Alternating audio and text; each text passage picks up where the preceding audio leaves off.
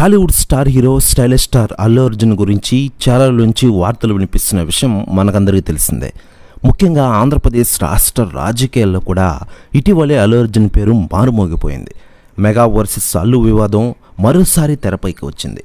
ఆంధ్రప్రదేశ్ ఎన్నికల వేళ అల్లు అర్జున్ వ్యవహారంపై మెగా అభిమానులు ఆగ్రహం వ్యక్తం చేసిన విషయం తెలిసిందే.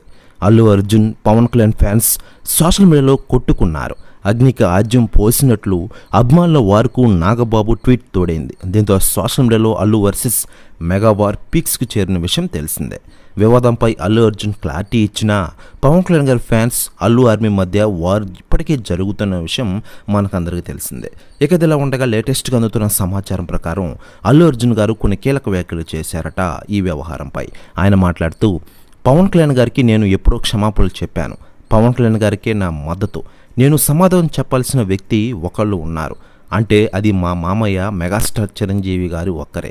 మీరు ఎవరు నా గురించి మాట్లాడడానికి? ఇలా సోషల్ మీడియాలో వైరల్ చేస్తున్న వార్తలన్నీ అబద్ధం అంటారట అల్లు అర్జున్ గారు. ప్రతి వ్యాఖ్యలు వైరల్ అవుతున్నాయి ఇండస్ట్రీలో. మరోవైపు ఎన్నికల్లో అల్లు అర్జున్ ఒకవైపు, మెగా కుటుంబం మరోవైపు అన్నట్లు పరిస్థితి మారిన విషయం తెలిసిందే.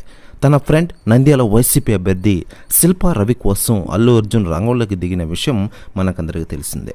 మిత్రుడి కోసం నంద్యాలకు వచ్చి మరీ ప్రచారం చేశారు అల్లు అర్జున్. అప్పటి నుంచి అల్లు, మెగా ఫ్యామిలీ మధ్య వారు కొనసాగుతున్న విషయం మనకందరికీ తెలిసిందే.